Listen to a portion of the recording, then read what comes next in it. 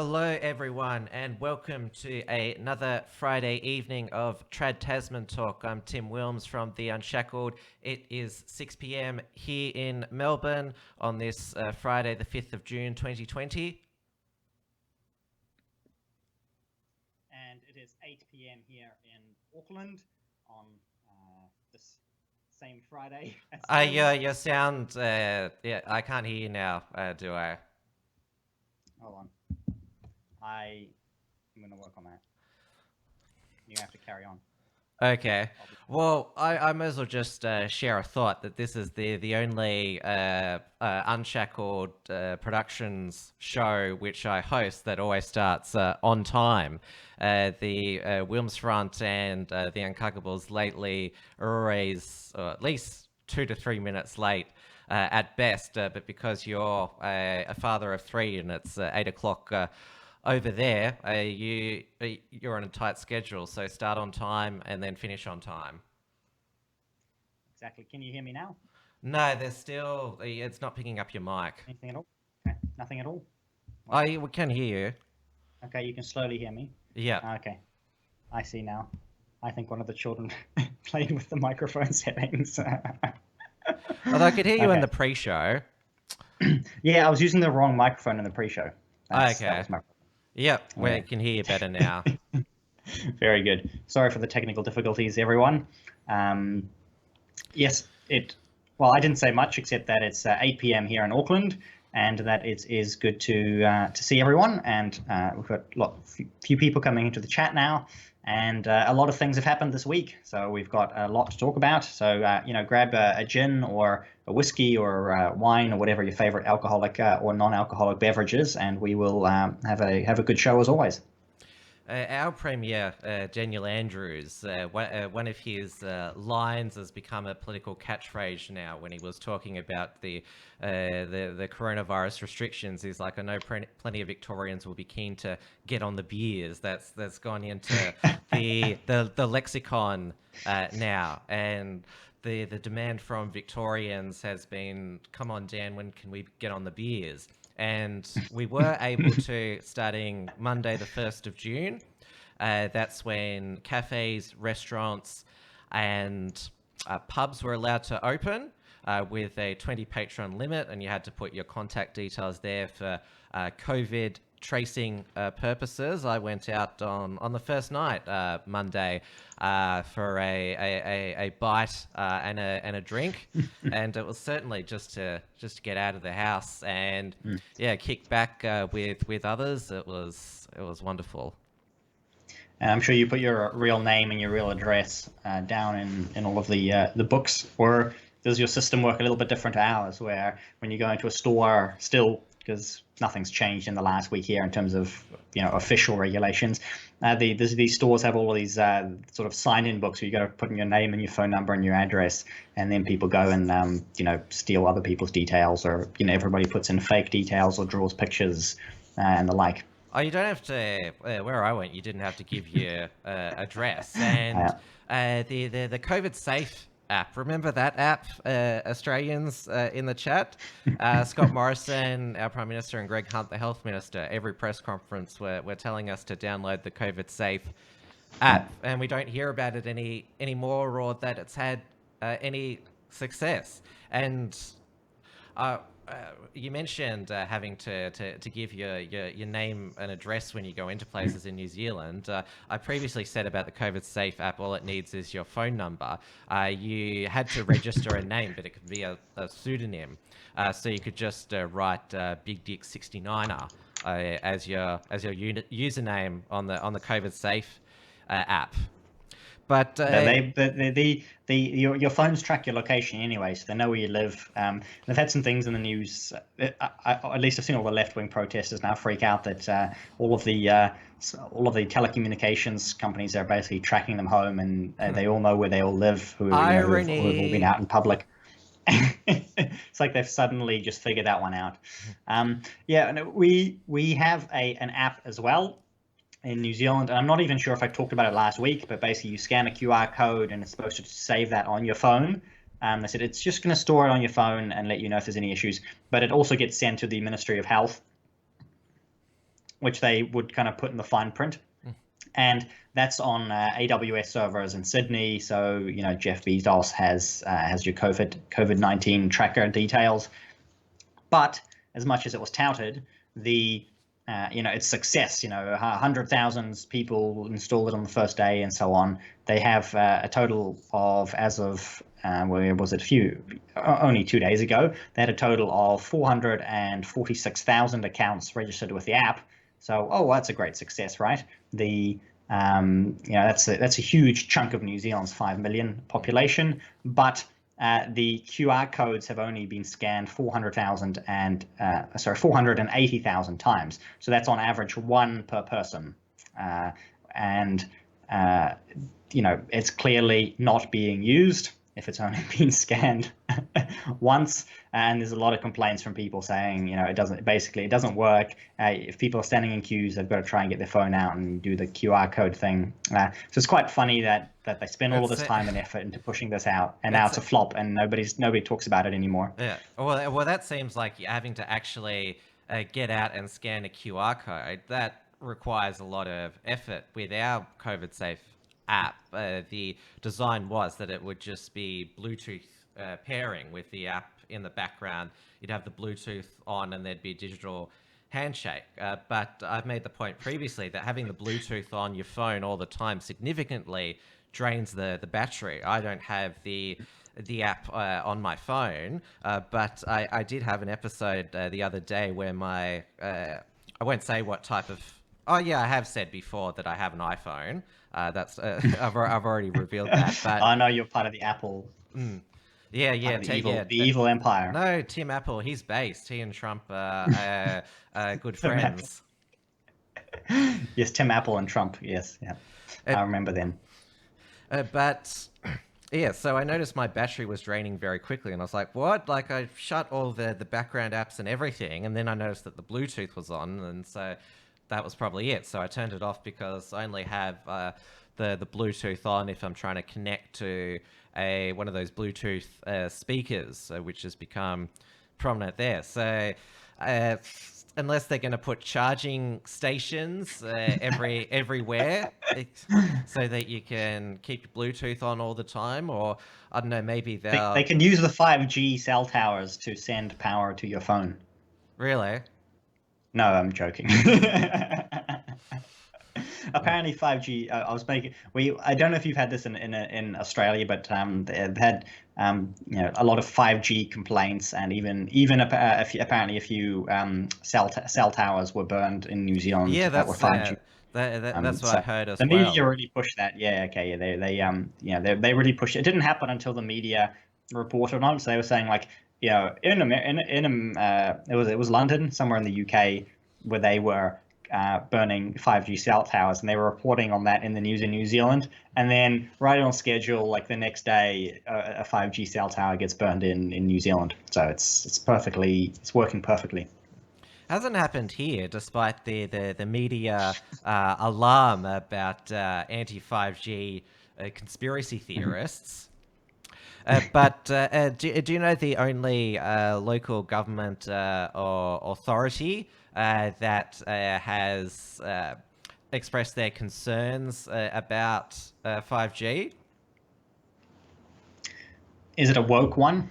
Yes, it's up on the north coast of New South Wales, where all the green hippies have migrated as well. So it's funny the progressive media talk about anti-vaxxer 5G conspiracy theorists, but it's the ultra far left who've migrated to those hippie areas on the north coast of New South Wales, which takes in the city of Nimbin, which I'm not sure if New Zealanders know is the marijuana capital of Australia. So that is the only area where there's been a local government consideration that they want to explore more of the science of 5G before having 5G in the area. Jacinda had announced this week that she's now finally considering an early move to level 1. And level 1 would be reinvented as well. We didn't really know what level 1 is. And it's been announced she's sort of given out 10 golden rules for that, and I can't remember what any of them are, but I think it's something like be kind and wash your hands, and then 8 other things that sound the same. Sort of like her own version of the 10 Commandments that will stay in effect for a very long time. Well, basically just what your mother tells you. That's right. That is exactly what is happening in New Zealand.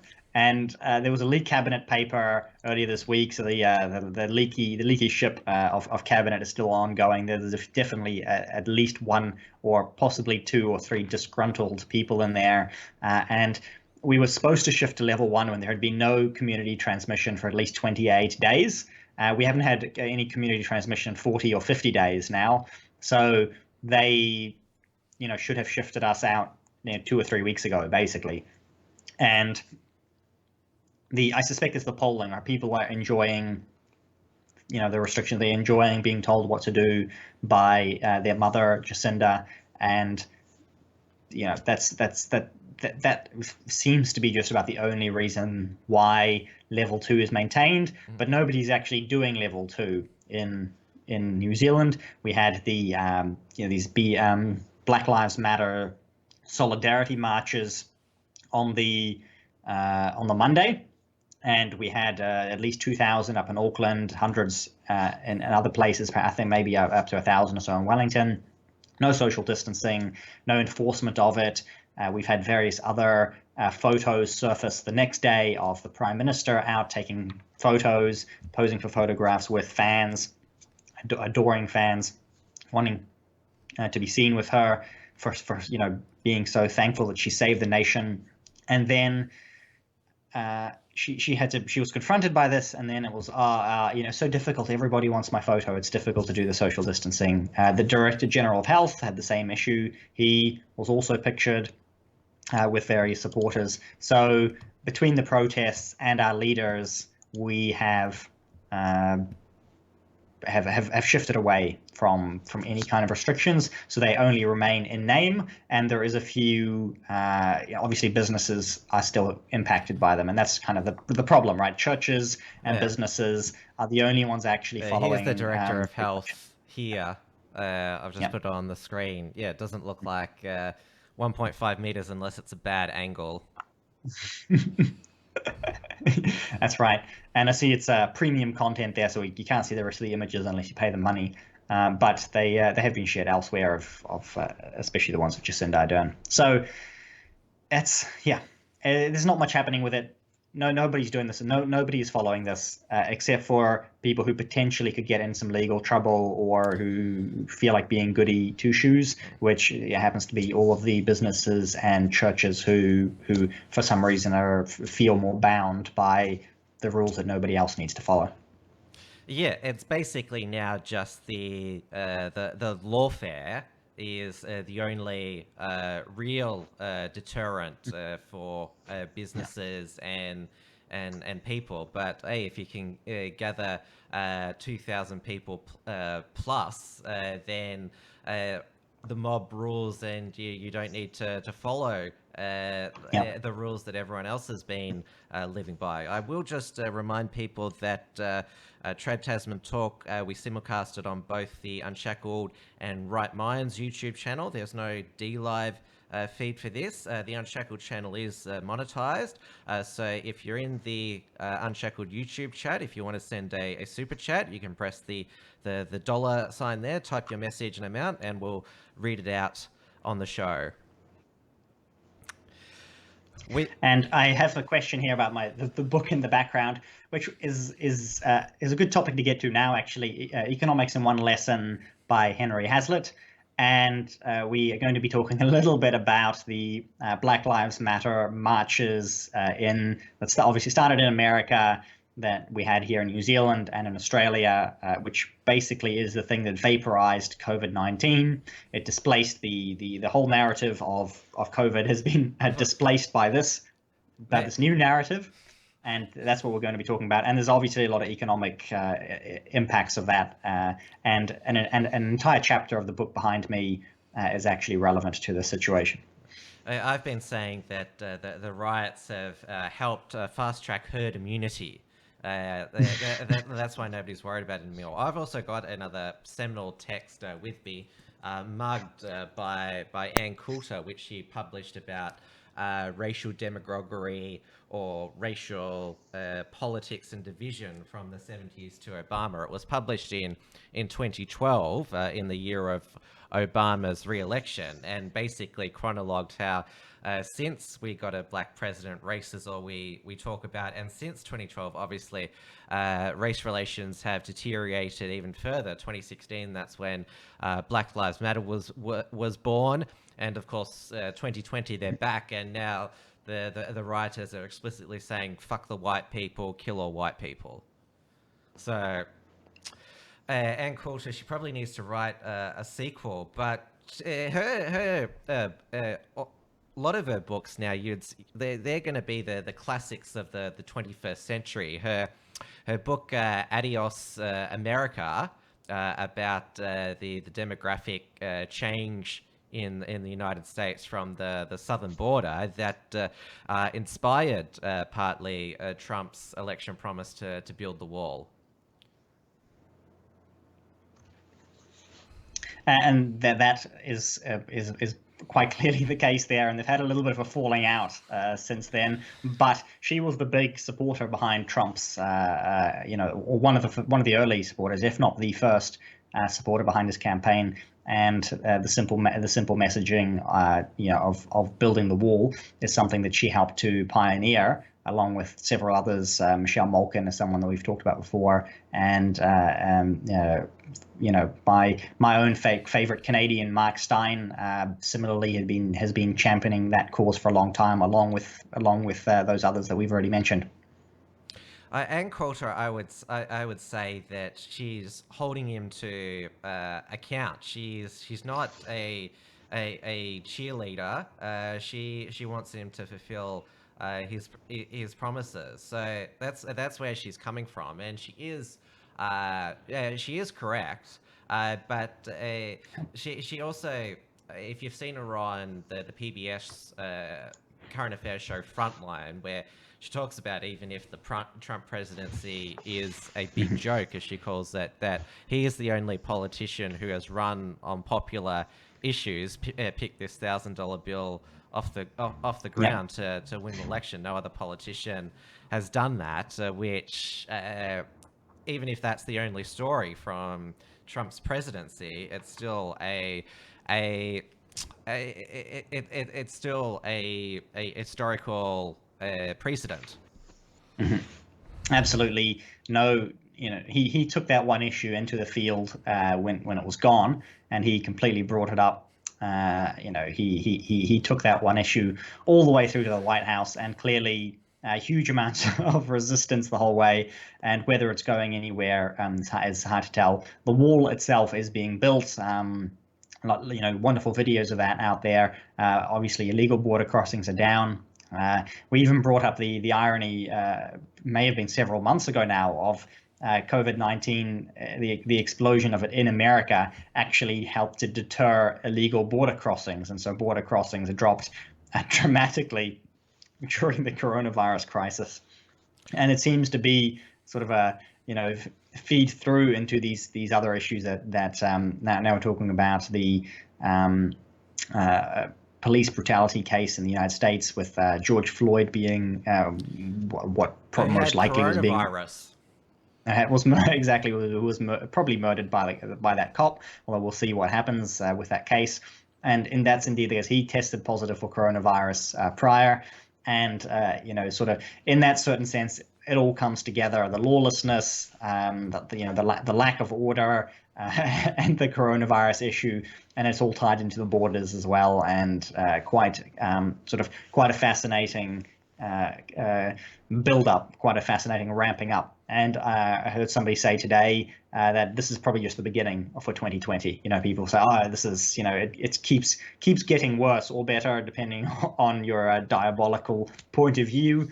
The 2020 is the year where all of these things are coming to a head, and likely will continue to. And I don't expect things to get better, in the sense that things will be calmer.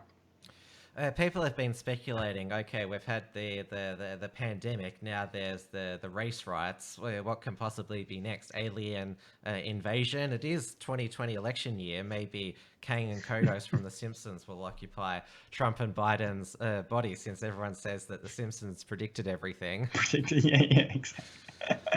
I have seen some comparisons to the Four Horsemen of the Apocalypse as well. So we've had pestilence, and now we're getting war, and so the next thing is famine. So you keep famine on your radar as well. Well, there's the locust that has gone through Africa and is now in Iran, and there were those murder hornets that were heading towards the United States as well. They weren't scary enough, though. They didn't really threaten people, which didn't. They were kind of disappointing, because their effects are not direct enough to be able to generate a proper narrative out of where you could run that for days on end and make huge stories about it. It kind of did the memes and then fizzled out. But if we get if we get enough murder hornets where they start, say, threatening a human population somewhere, then you may see that story come back. So it's certainly possible.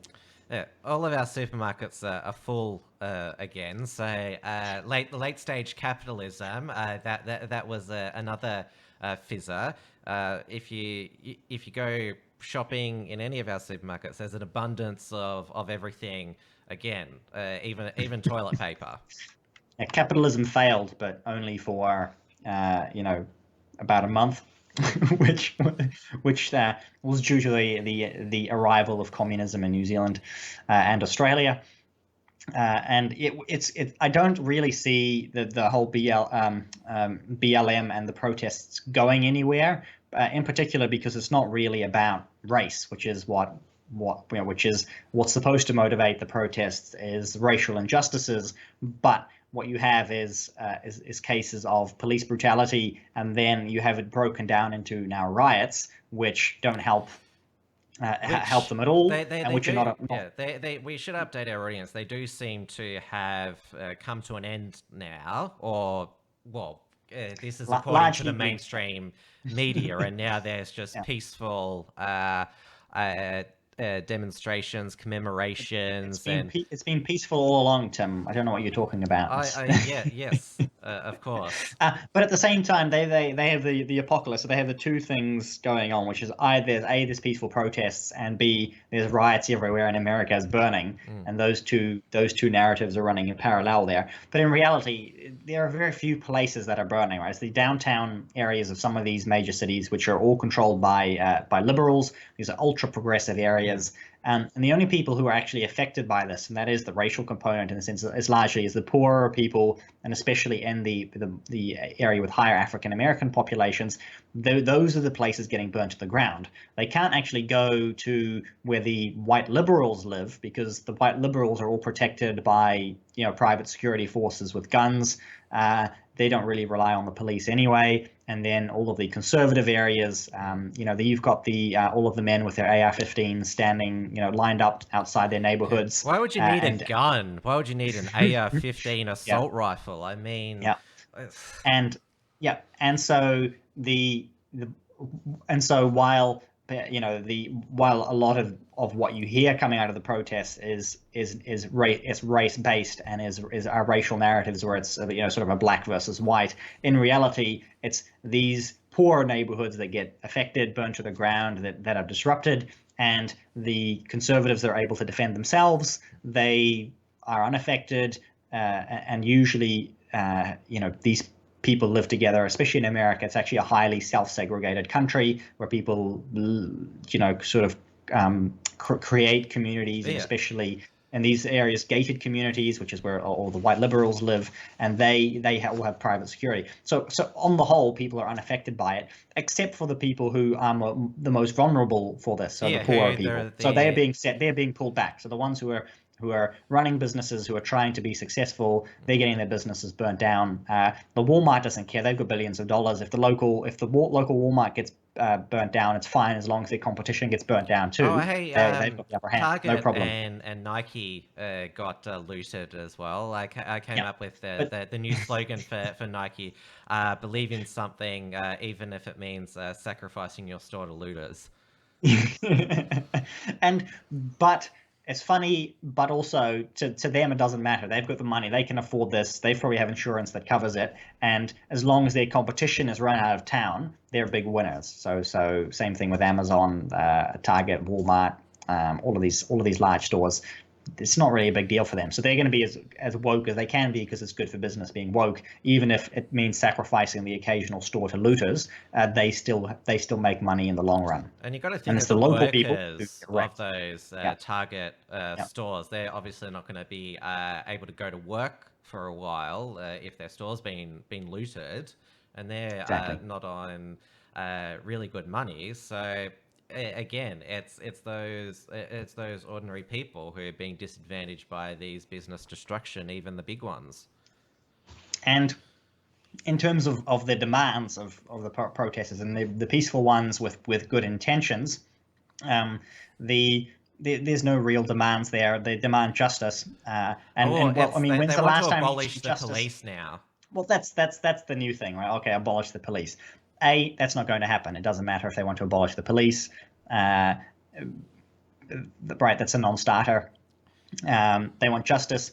I don't know about America, but in New Zealand, when's the last time you've seen justice in New Zealand?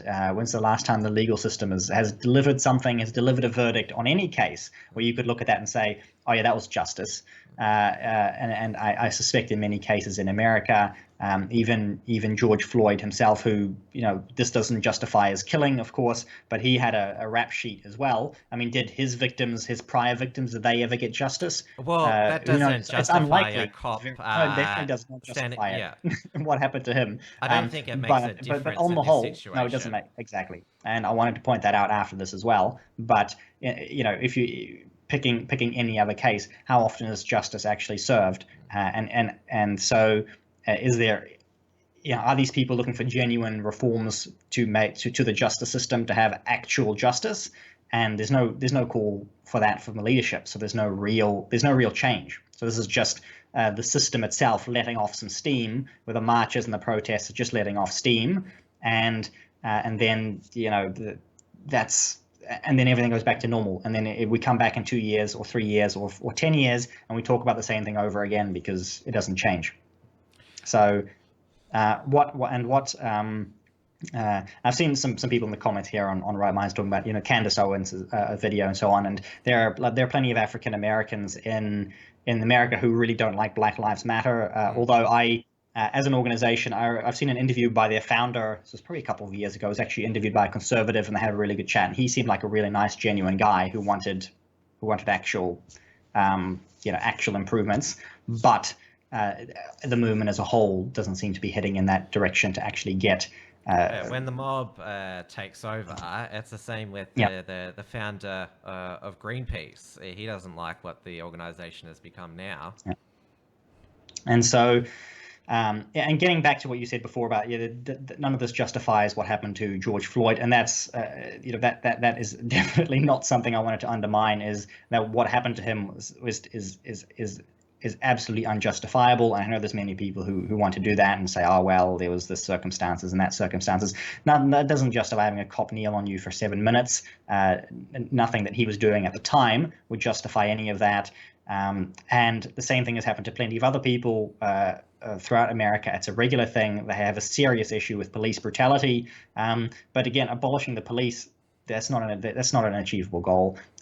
Dealing with the issues as to why they have a militarized police force, why these police are trained to take incredibly aggressive stances, and they get, a lot of American police forces train with the Israelis, for instance, which in the Israeli policing context, they have to deal with insurrection, right? You can make a little bit more sense as to why they are more aggressive there. You don't want to bring that into America. And same thing, I mean, we've had cases that we've talked about on the show in the past about the Chinese police coming and training Australia, New Zealand police. Are we going to have the same thing here? I mean, the Chinese police are excellent at repression when it comes to rounding up people into camps. I mean, that's the Chinese police are great at that. That's not something you want to bring into New Zealand. And the same thing for America. That's what they bring into the American police forces, and that's not what police are supposed to be for. Especially if you're having a harmonious, functioning society. The police should be there to, on the surface, there to maintain order and they should be using force, as a last resort and as minimally as possible. And it's not a case where you have what has essentially become in America and many other Western countries now, which is copying these dictatorships from the Middle East or China, or even countries that struggle more with violent insurrection. You bring that into your country. Well, that's the police. It doesn't matter who escalates, but that's what's going to happen. You're going to escalate on both sides, and you end up with huge amounts of police brutality, and then you end up with more violence in the streets as well. They respond, right? So police brutality increases, riots ensue, and on it goes.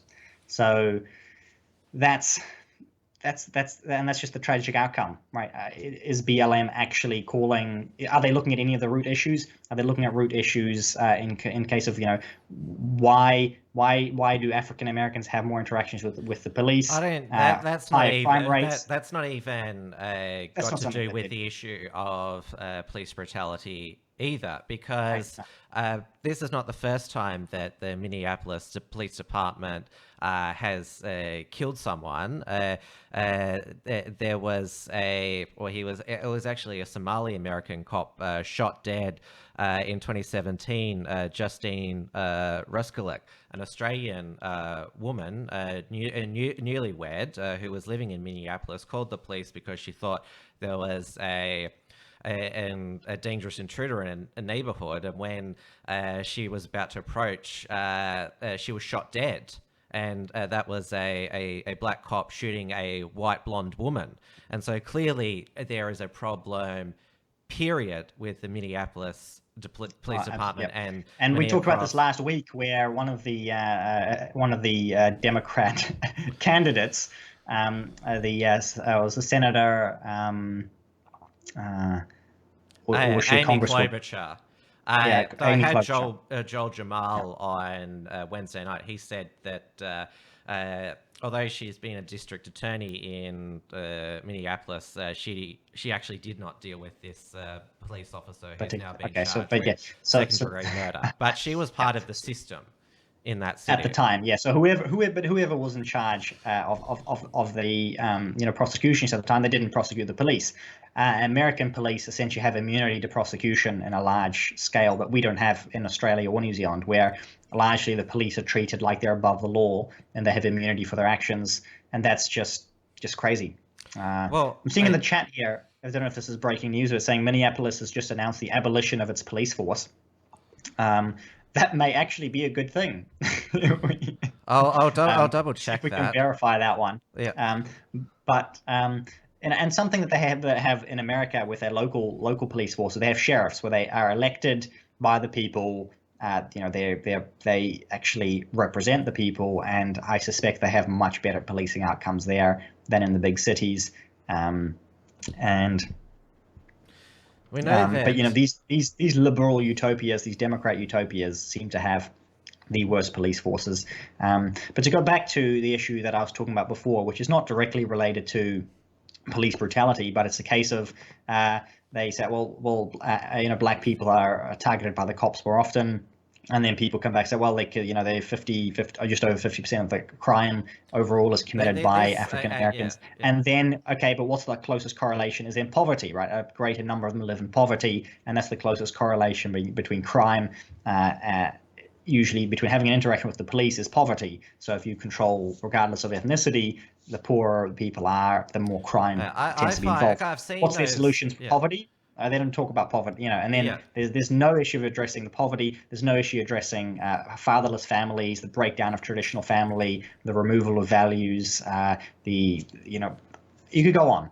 And I'm bringing these things up now, but that's not something they're discussing. I'm bringing these up because these are things that are not going to get fixed. So we can talk about this now, but we're going to be back and we're going to be talking about this whenever Yeah, in a few years when it happens again. yeah, Right? No serious. I've seen the graphs which point out the black on white or black on black crime like from conservative pages. Like that is It doesn't matter. irrelevant to this, and it's It also doesn't matter in this unhelpful case. No. as well because it's Exactly. going to be interpreted that you're Yeah. you're somehow excusing it or basically. And it becomes a side. You have to take a side, and so social media and kind of drive is there's two sides, and you got to pick a side, and it's that side versus the other side.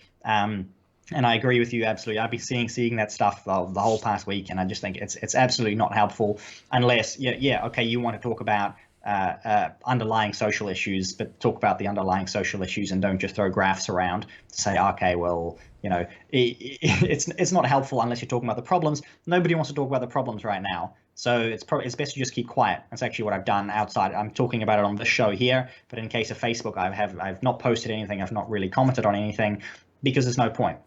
Right? Just stay silent. There's no need to pick a side in that sense because neither of them are actually going to get anywhere because there are no solutions. So you're wasting your time.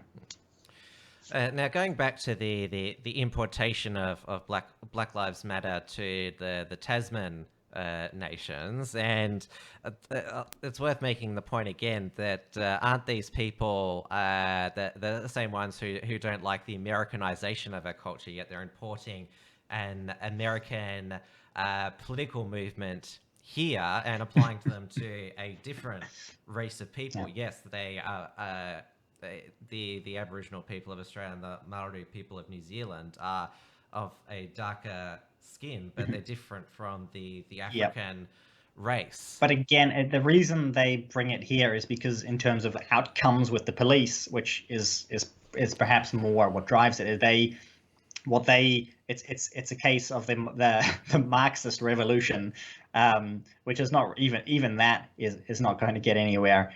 But that's basically it's the whole thing of the oppression culture. That's the bit that they're importing. That's what they're after. So it's not really doesn't really have anything to do with race specifically. It's why they apply it to themselves, even though they're not. It's a form African. of divide and conquer to have a communist revolution. Yeah. One of the Sydney Black Lives Matter rallies tomorrow is organised by the Australian Communist Party. I mean, it's that obvious. And the Melbourne one is organised by the Warriors of the Aboriginal Resistance, which is in the name.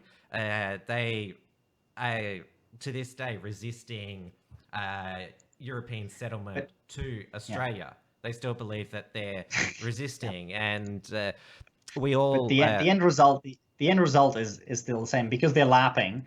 They're sort of trying to hijack this movement and apply it here. They get to have a big rally and they get to have the big numbers, and then it all fizzles out and it's gone because there's no revolution happening. It's just the system itself is allowing this to happen to let off steam.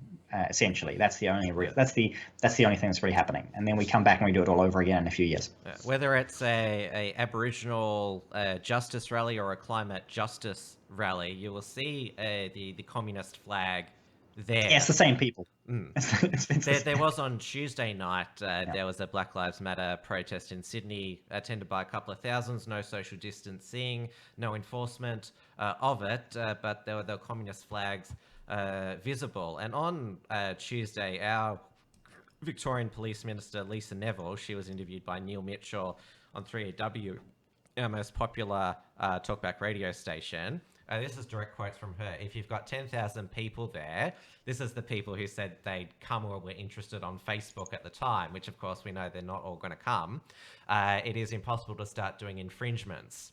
And then she said in the same interview, if you've got 100 people at a pub, because we have a limit of 20 at the moment, absolutely, they'll police be there enforcing it, which is, again, giving in to the mob. And Victoria Police, they said... Same in New Zealand. New Zealand Police, basically word for word, same quotes from New Zealand Police Commissioner.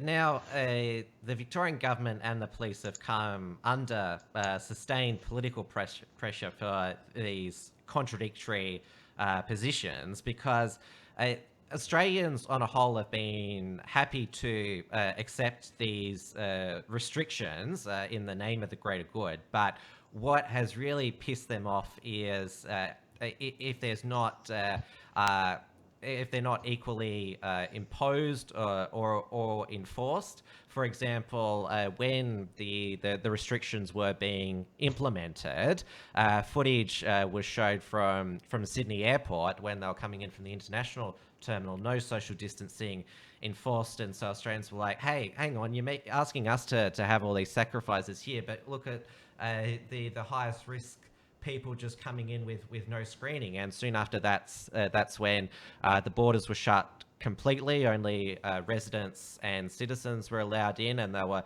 in a mandatory isolation for 14 days. And the same as happened here, that you're going to regulate these small business owners who are already doing it tough, but you're timid when it comes to these far left Marxist extremists. And so Victoria Police have now said that if the rally breaches social distancing and limits on gatherings, they're going to fine the organisers at least. They're not going to issue on-the-spot fines, but obviously they have an idea of who they are and are going to issue them with $1,652 dollar fines. And when, like I said, when I'm advocating that things need to be applied equally, it's not because I support these restrictions. Is that if you're going to have restrictions, they apply to all. Exactly, and these protesters have basically vaporized the restrictions. I'm really glad that's the case, but it's not really the case, because guess what? The restrictions are still in place in a sense for everybody else. Will they possibly be enforced for everyone else? The New Zealand police have clearly stated that they will start by educating or informing. So you won't get fined straight away. You won't get in trouble straight away if you're breaking these protocols. So it is actually fine for anybody to do what they've done without getting in trouble in New Zealand. It's just that most people either are too afraid to, or too respectful, too you're nice. You're not sheep shaggers in New Zealand. You're sheep pool. That is sadly where we're at. Yes. So yeah, in many places where I've seen, social distancing has completely disappeared. Where I'm walking around in public, there's no social distancing. Nobody's doing it. And again, the police have, like I said, the police basically said, no, we're not going to be enforcing it. So I mean, only if they start giving you 3 warnings or so, only then will you be at risk of a fine. So it is genuinely at that case where only the people who are afraid or have to be afraid, for instance, the businesses where you can get warned 3 days in a row and you're in trouble, they're the ones that are going to follow the restrictions. That's it. And also because they're an easy target as well, they're going to be compliant. Yeah, which absolutely. is the common problem with modern policing. They only police infringements which are easy to enforce and people comply with them. Yeah. But organized crime or violent home invasion gangs, that's a bit more difficult.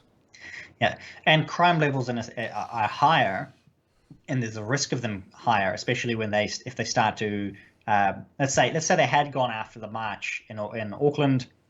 2,000 people there. They specifically stated they had fears of tension, especially if cops tried to break this up, which is genuinely the case, right? They could have had a riot on their hands. They could have had, the heaps of crime come out of this.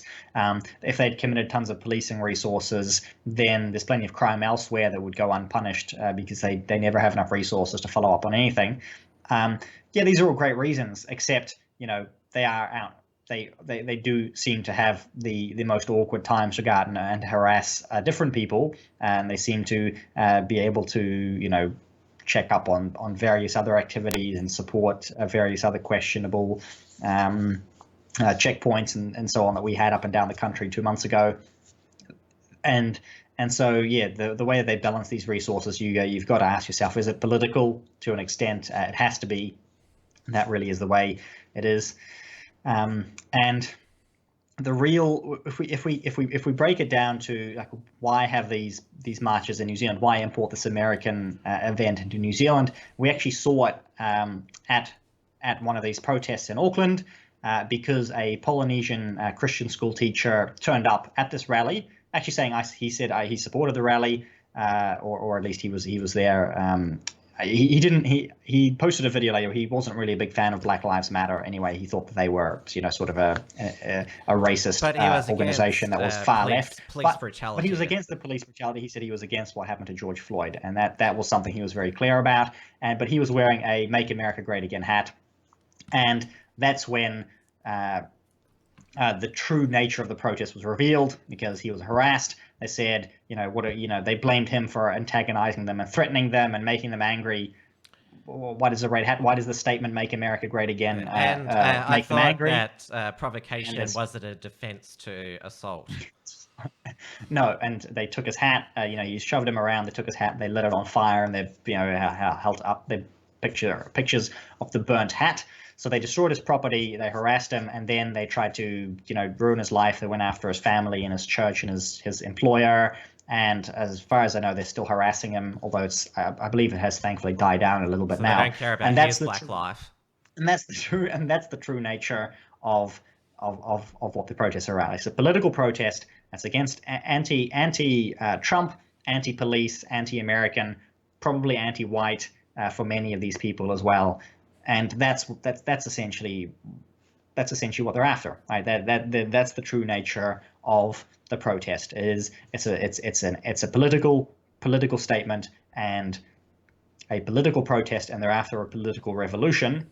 And are they actually interested in Black lives? Not really. There are plenty of other Black lives that are lost every single year in many other cases that don't result in protests.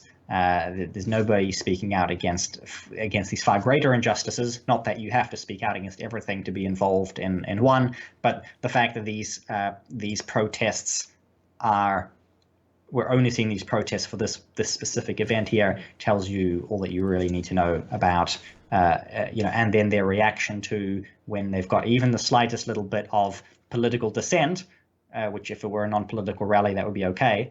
That's when the true colors shine through.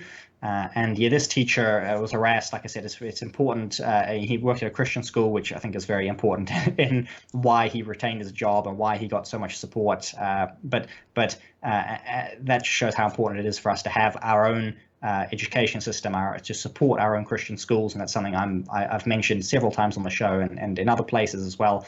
Always when I get the chance, tell people, support your Christian schools, support any conservative institution you can find.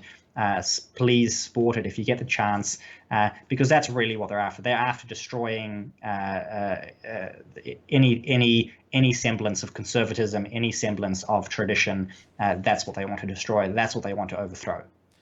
And a lot of the people promoting these Black Lives Matter rallies in Australia on the weekend are the same people a week ago who were the lockdown lovies, who fully endorsed the house arrest and mocked the anti-lockdown protesters and said they were all anti-vaxxers, 5G conspiracy theorists, and we're glad that Victoria Police were barking at them and handling them, which basically shows that they don't support free speech or free assembly across the board. It's only what they deem to be acceptable form of speech, and they believe that this type of rally is an essential service. But the chief health officer of Victoria, Brett Sutton, even though he's working for a far left suck up to the Communist Party of China, Dan Andrews, his advice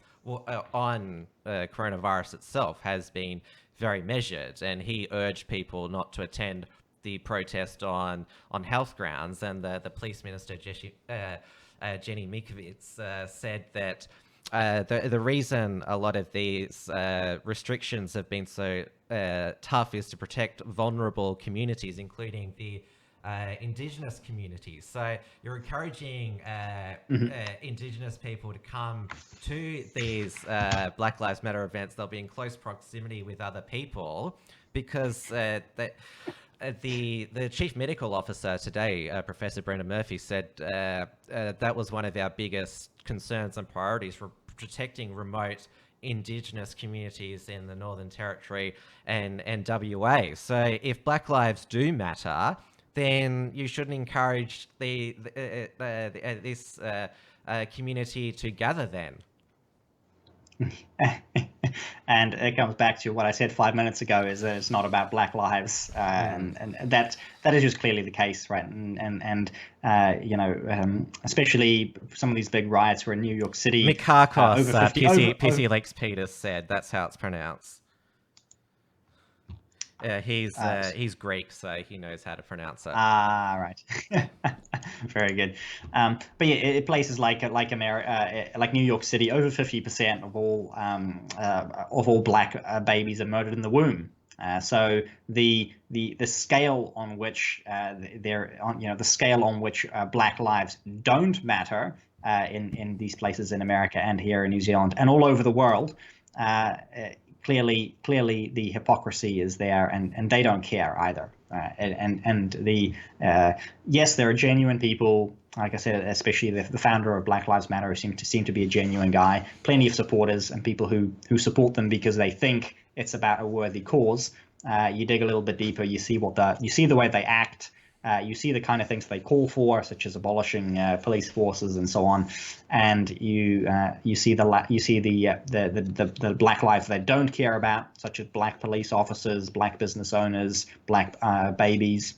They are happy to discard all of these in service of the greater cause that they serve, which is that deep Marxist progressive agenda. Well, they destroyed and looted Black businesses in Minneapolis, and even murdered a retired Black police officer. So that just go over in the United States. So that just shows, it's not about Black Lives Matter. We'll read out these super chats before we go to some of the latest economic responses to the coronavirus. Red Foreman Bear has sent through $5 Thank you so much. How much does Trump's success or failure mean to Anzacs, Israel, etc.? Well, I think we answered that when we said that he has shown that running on a populist platform is a winner, even if you have the entire mainstream media and political establishment against you.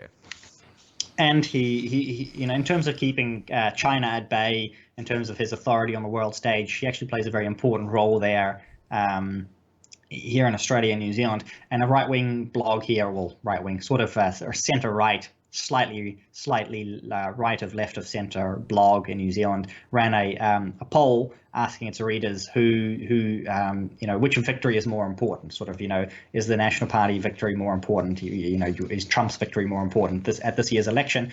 And it was actually pretty well split between people who said it's maybe if we end up with Trump in America and then Jacinda Ardern re-elected in New Zealand, that perhaps is a more satisfactory outcome than having Joe Biden in America and Todd Muller in New Zealand.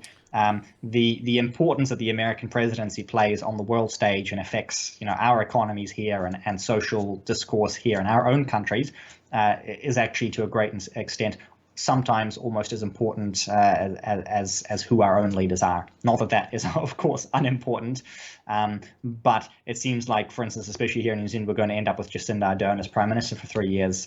It would definitely actually be to our advantage to have Trump in America. It would be not the most ideal outcome at the end of the day, but at least we will still get some small benefit from that here in New Zealand.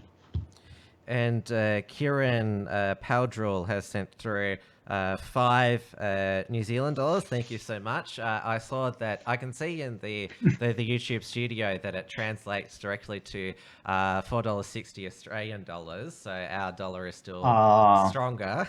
We were ahead of you for 1 day 2 months ago, and since then, Scott Morrison has clearly done better by the economy than Jacinda Ardern, who's run the New Zealand dollar into the ground.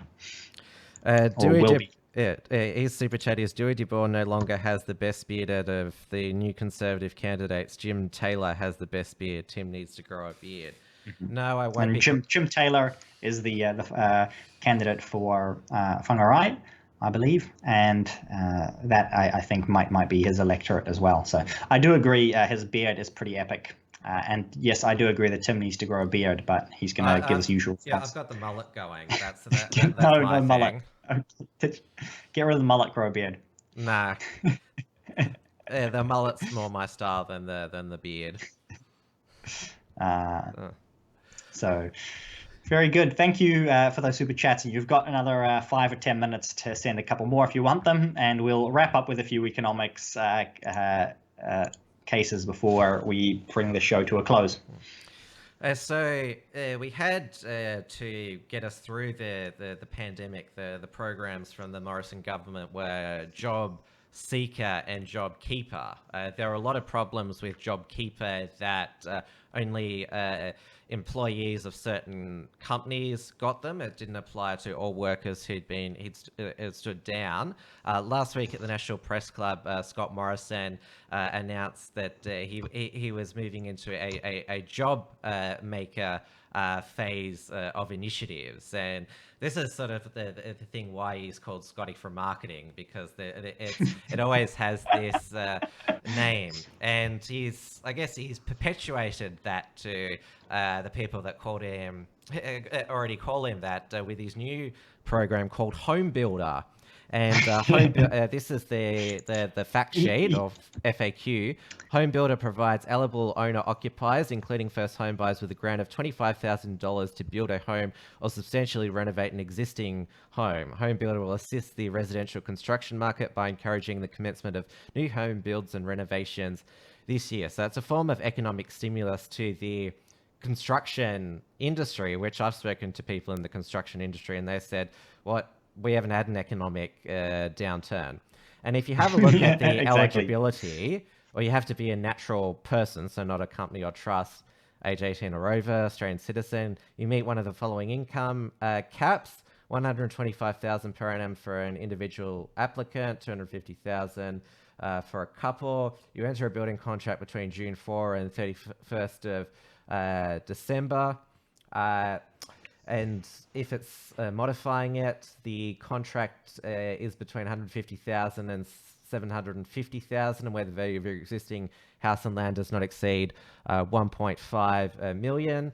It's not applicable to luxury renovations such as pool tennis courts or pool sheds. But I've explained the highly strict criteria that I don't think many people are going to be able to kickstart building or renovating a home in 6 months, and you basically only can benefit from it if the stars align for you in the next 6 months, which is that's not a very good government program in my view. No, and maybe if you've got a little bit of luck, your protests over the weekend, they'll result in some riots, and they'll burn down the downtown of your major cities, and then the building industry will be stimulated. Some Keynesian economics. Yeah, and that's what the book was about. I talked about it at the beginning of the show. I can now drop it in the last 2 minutes, but there's an entire chapter in there on the broken window fallacy, and that kind of is, in fact, one of the opening arguments that Hazlitt makes is he discusses the broken window fallacy and how it doesn't work, and that's pretty much what we're seeing in action as well with the with the economic devastation from coronavirus. Now it's suddenly like, oh yeah, we're going to stimulate the economy and make work for this and that and the other thing. And in reality, you're always going to be running a loss when that happens. Yeah.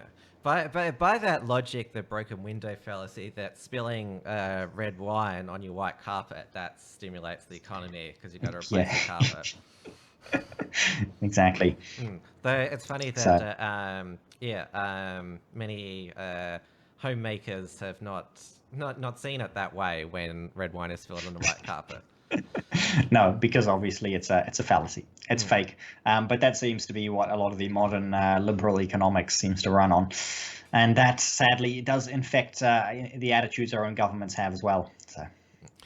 because the government's only got two options to stimulate the economy: borrow it from the bond market, so using other people's money that they have to pay back, or just printing money via the Reserve Bank, which steals the wealth from other people.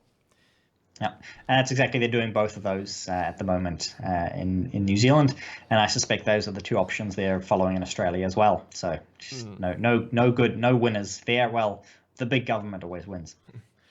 And we also had announced that there'll be more tighter tests for foreign investors through our Foreign Investment Review Board, which I think everyone admits now has been a toothless tiger. So Scott Morrison announced this with Josh Frydenberg. The Treasurer will have new powers, including the right to forcibly divest a previously approved purchase under an overhaul of the foreign investment regime designed to safeguard national security. And of course, they don't have one country in mind when they're implementing this policy, or when they were planning it out. There wasn't one country in mind. No, no. The country that shall not be named. Yes, yeah, because. And this is because I've spoken previously about Daniel Andrews signing Victoria up through a memorandum of understanding to China's Belt and Road program. Well, and we are part of New Zealand. Whole of New Zealand is part of Belt and Road.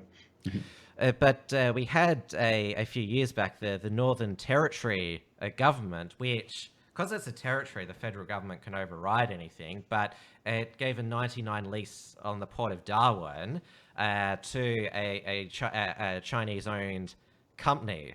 And for historical perspective, bombing of Darwin by the Japanese in World War II, that's like the first line of Darwin was like the first line of defense for Australia.